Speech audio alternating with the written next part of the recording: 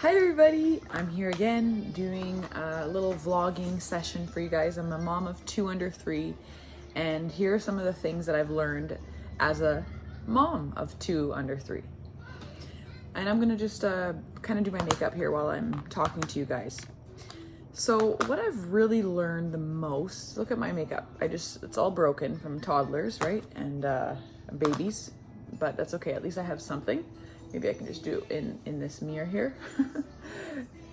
I'd say like one of the biggest things that I've really learned from a mom of 2, such as myself, under 3, is the fact that there's definitely going to be hard days, and some of the hardness in that day just doesn't seem to end until they go to bed at nighttime and you have maybe 5 or 10 minutes to yourself. This is at this age of the game. When my 12-month-old was a newborn, I was up all night long. So I just was basically like survival moding it, and I just had that never give up type of attitude. Like, this is just how it is. And now try to find the silver lining here because it's not going to last forever. So I've had that kind of attitude in the beginning.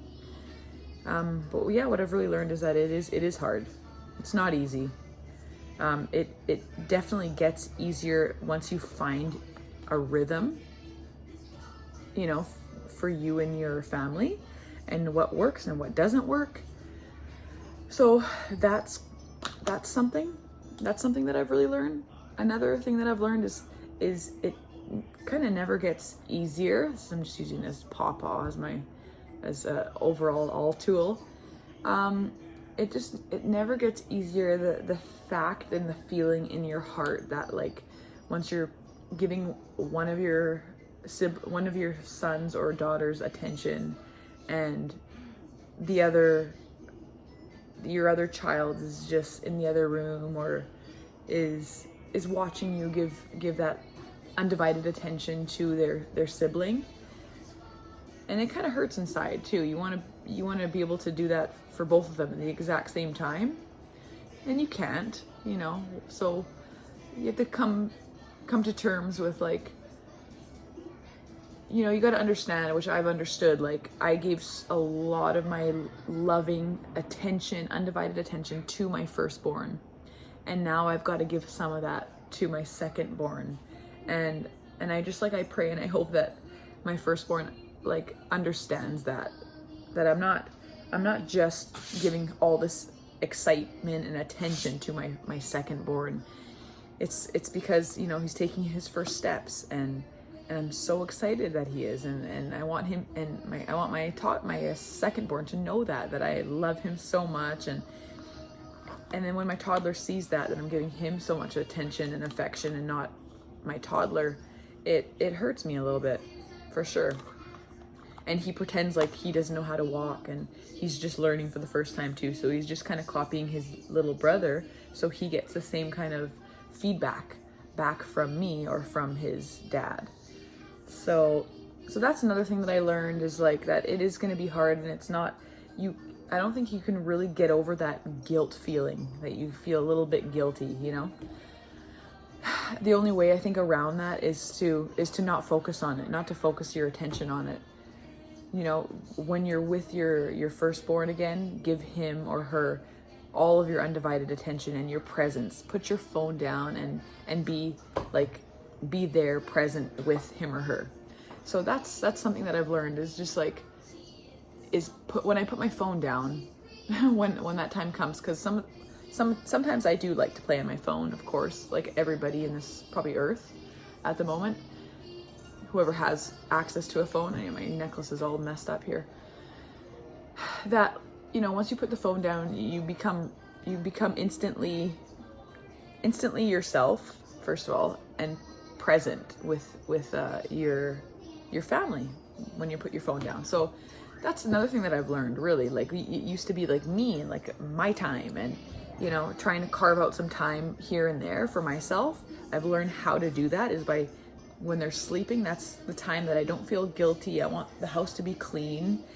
And when the kids are sleeping, that I get a chance to just like sit on the computer or sit on the couch and be on my phone, be on my computer, whatever it is that I want to be on. watching my shows. That's one thing that I look forward to every week, is like my me time is watching my show. And that's one show that I really like, depending on whatever the heck I feel like watching. But yeah, I like watching my show every Sunday. And I like to watch my show and maybe play on my phone.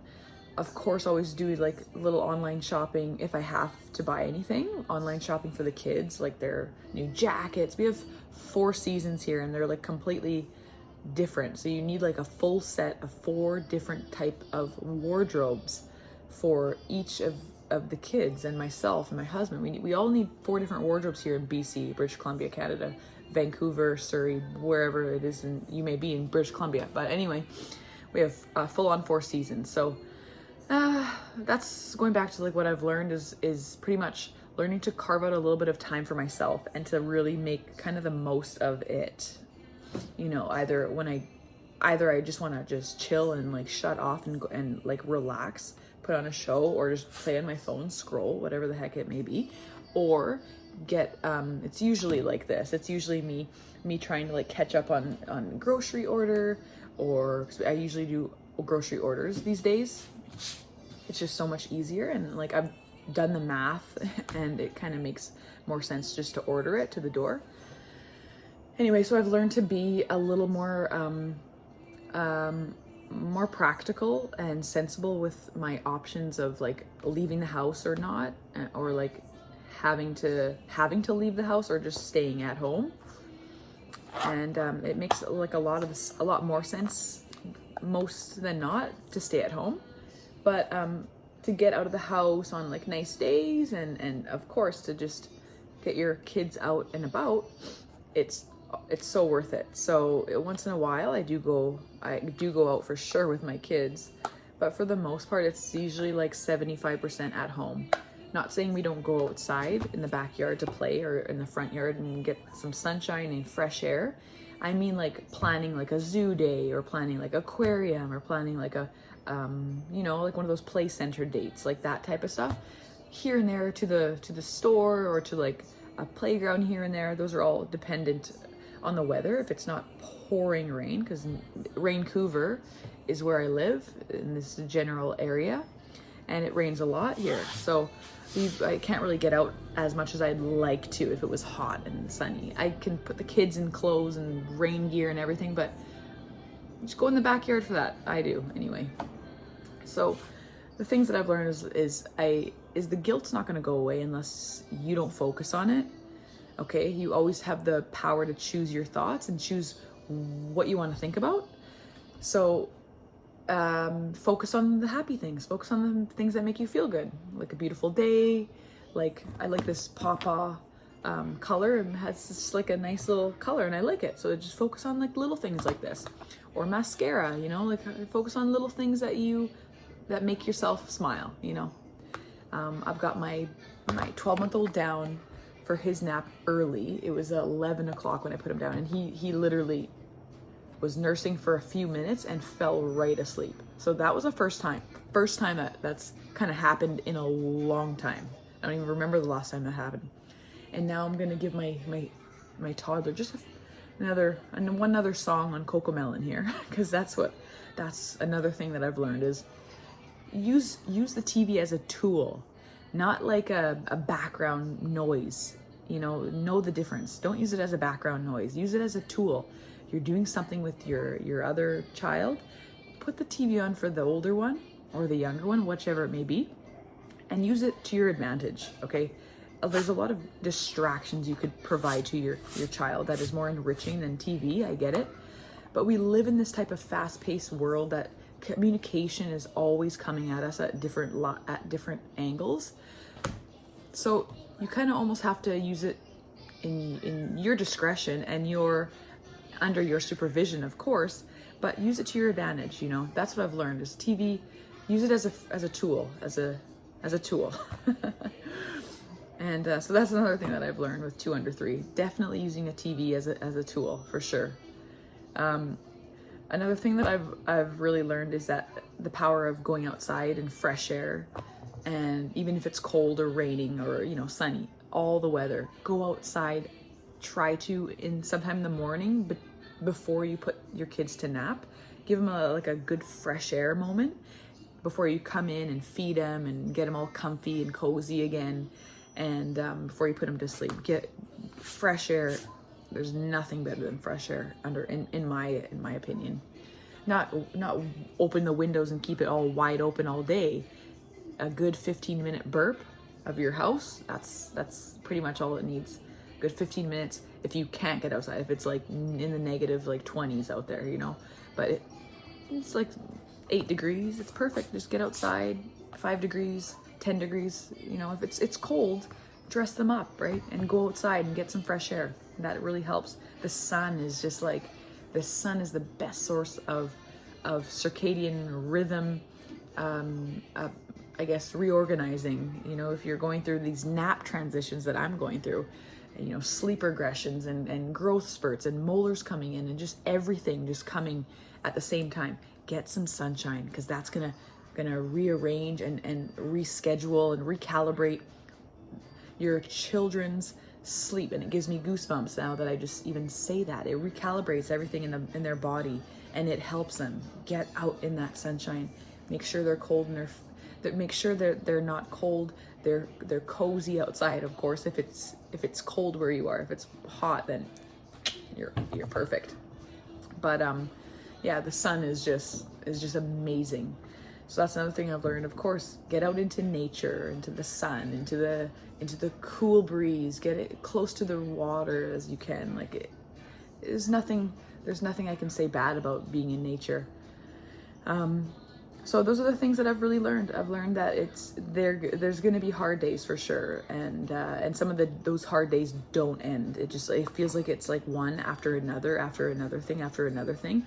And please take a moment and just understand that it's just a hard day.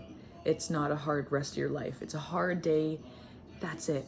And then the next day, something new happens. Something amazing usually happens after a hard day. It's like, wow, they ended up sleeping, or oh my goodness, they're eating all their food. They're hungry, and because toddlers sometimes are just picky and they just want lollipops and snacks all day long.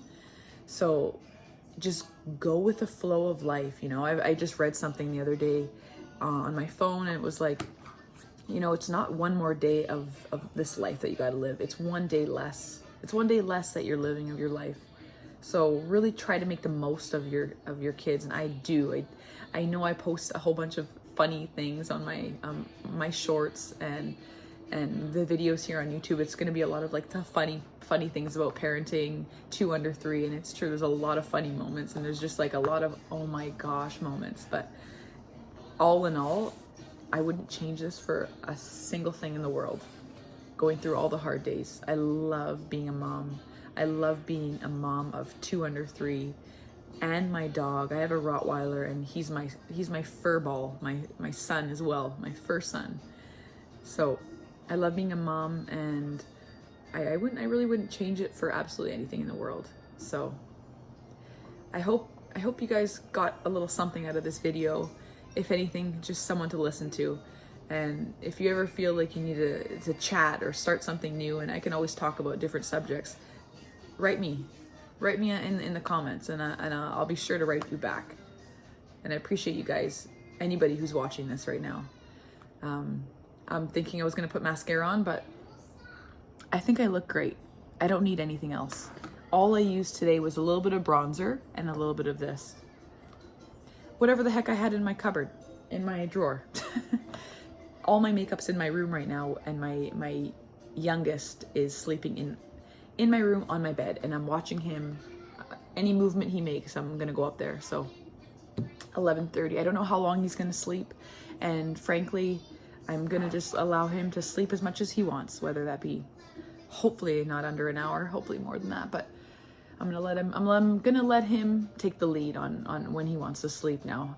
I'm kind of changing my ways a little bit, becoming more relaxed as a parent, relaxed as a person. Once I'm relaxed, I think my kids will relax even more. So all the best to you guys. Have a great, wonderful day, night, whatever in whenever time you're watching this, okay? Bye-bye. Until the next one.